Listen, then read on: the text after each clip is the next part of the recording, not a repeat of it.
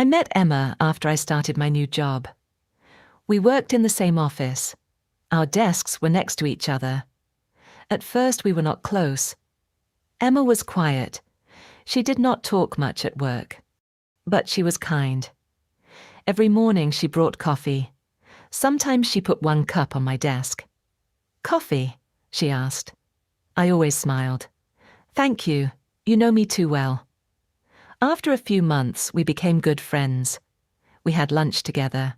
We talked about work, money, family, and small things. Emma never talked much about her own life. Whenever I asked about her family, she smiled. "They are fine." That was all she said. One Friday evening, we planned to have dinner together. We were standing outside the office when Emma's phone rang.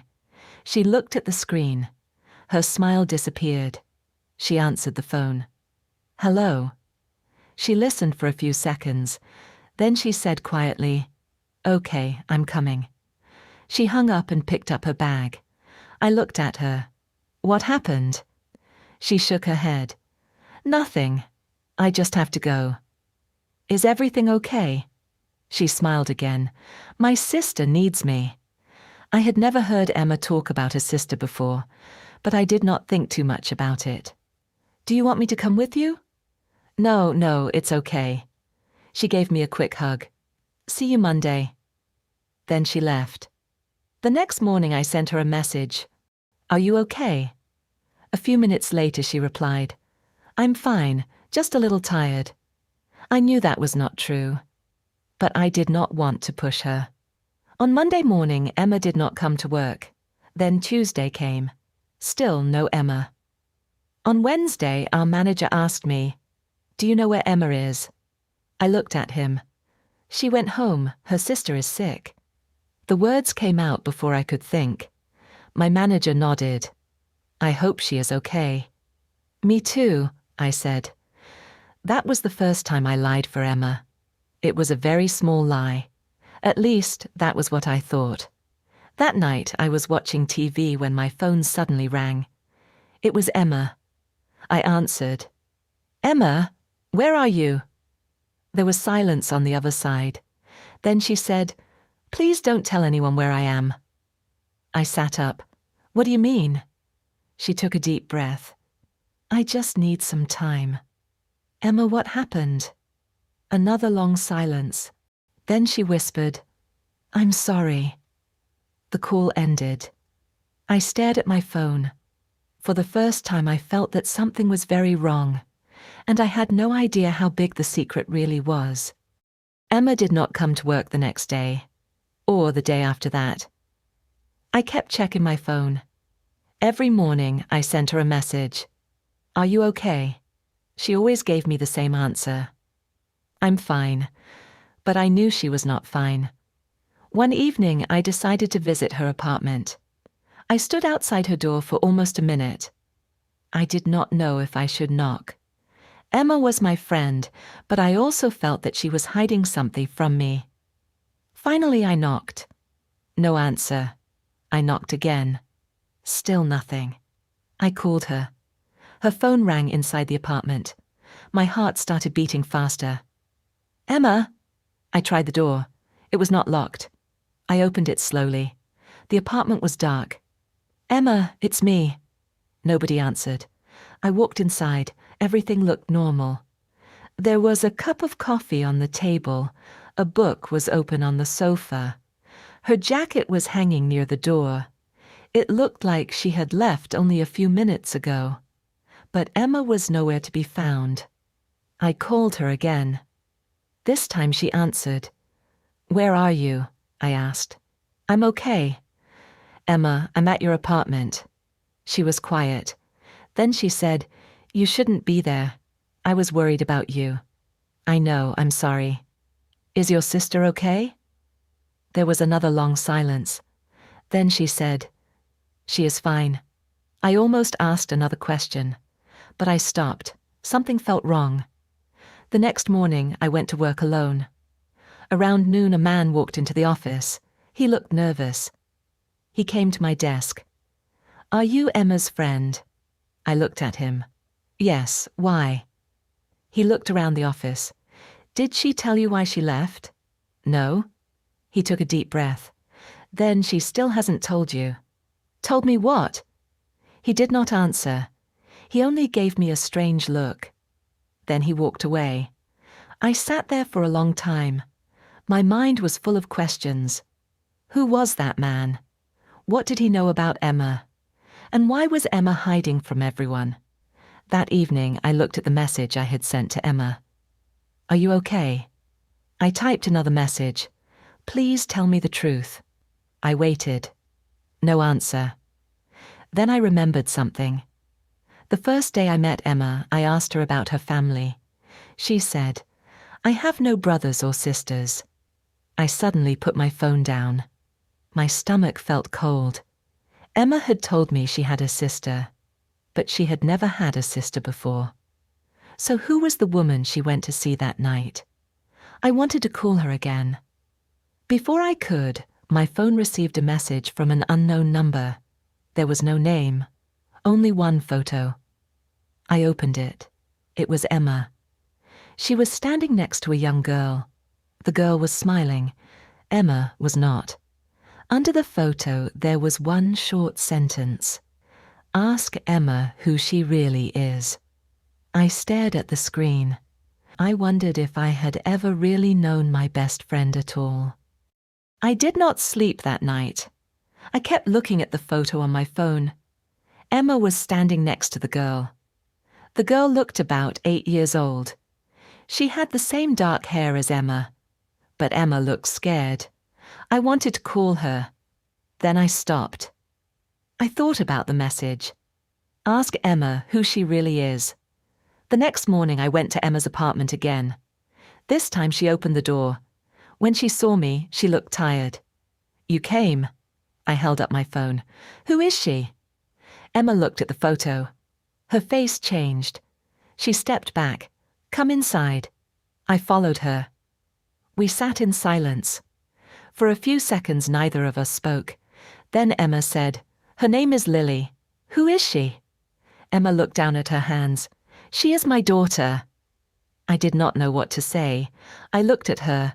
Your daughter? She nodded. Yes. I thought about all the times we had lunch together, all the times we talked about our lives, all the times she said she was fine. You never told me. I know. Why? She took a deep breath. Because I was afraid. Afraid of what? She looked at me. Of people. I did not understand. She continued. After Lily was born, my life changed. Her father left. I had very little money. I worked 2 jobs. She stopped for a moment. Then I lost one of them. I stayed quiet. Emma told me that Lily had lived with her for many years, but Emma could not always take care of her. So she sent Lily to live with an aunt. It was supposed to be for a short time, she said, but she stayed there for years. I looked at the photo again. And now? She is back with me. Emma smiled for a second. Then the smile disappeared. She needs me now. I wanted to ask why, but Emma spoke first.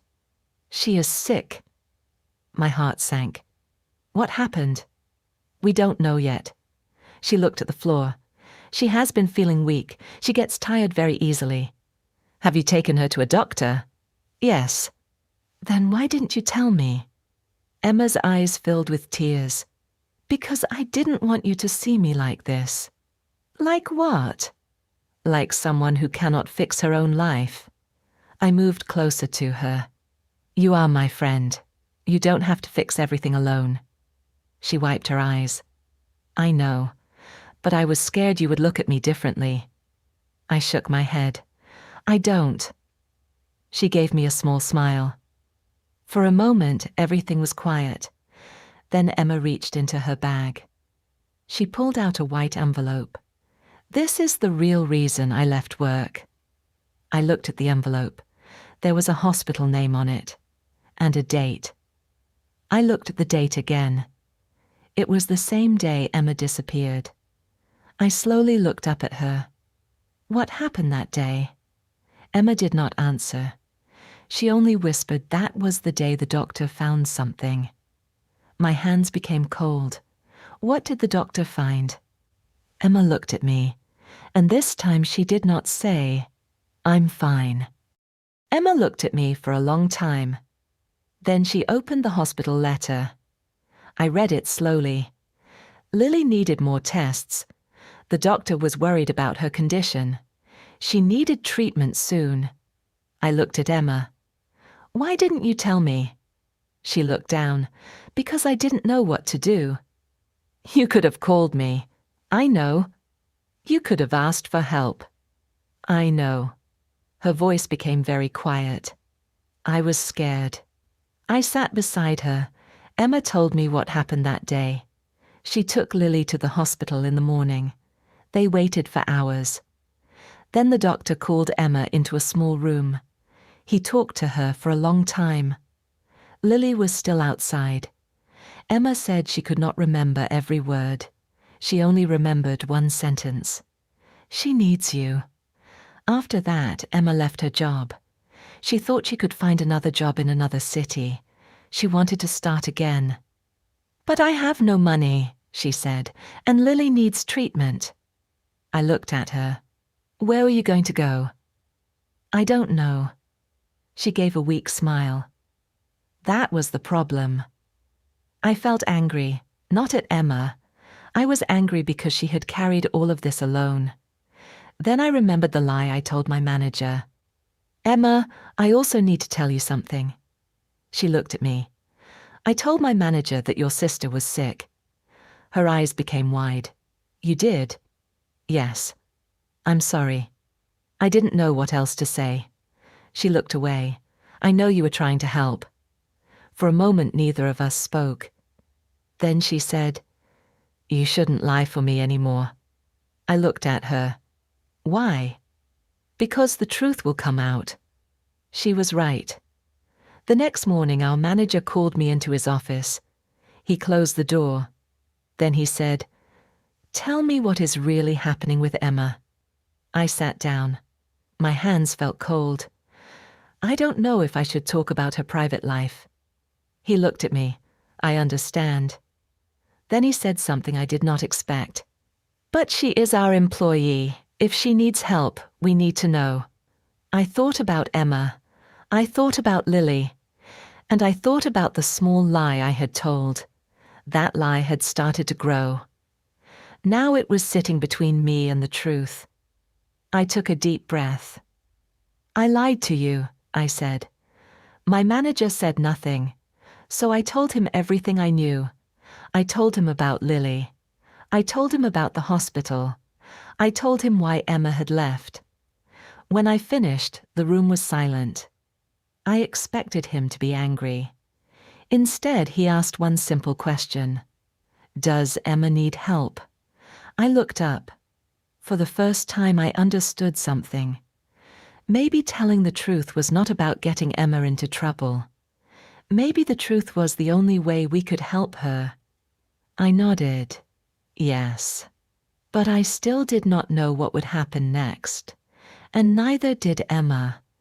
The next morning, I went to work early. I kept thinking about Emma. I did not know what would happen after I told my manager the truth. Maybe he would be angry. Maybe Emma would lose her job. Maybe I had made everything worse. At 10 o'clock, my manager called me again. "Come in." I walked into his office. He looked at me for a moment. Then he said, "I talked to Emma." My heart stopped. What did she say? She told me everything. I did not know what to say. Then he continued, "She also told me about you." "About me?" "She said you tried to protect her." I looked down. I only told one small lie. He smiled a little. Sometimes a small lie can come from a good place. I felt a little better. Then he said something I did not expect. "We want to help her." I looked up. "What do you mean?" "We can let Emma work from home for a while." I could not believe it. "And the medical costs?" "We have a support program for employees and their families. I will help her apply." I sat there quietly. For days, I had thought the truth would destroy everything, but the truth had done the opposite. It opened a door.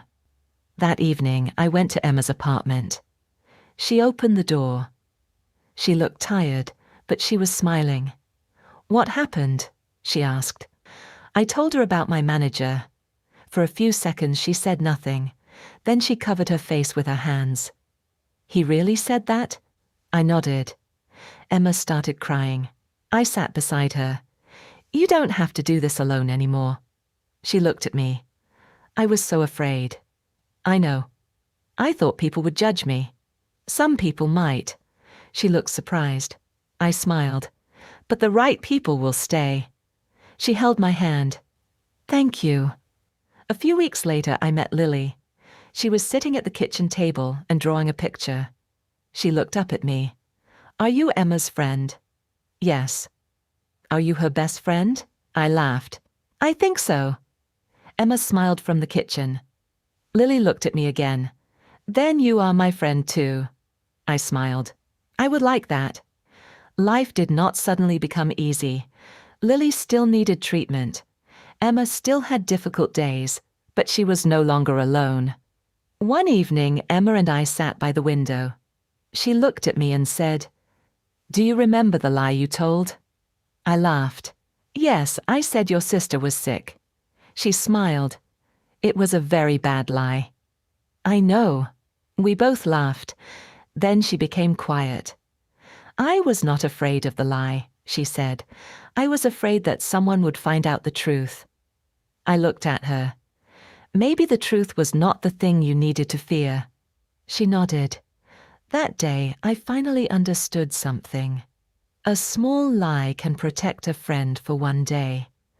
But real friendship is not about hiding someone's pain. It is about staying when the truth finally comes out.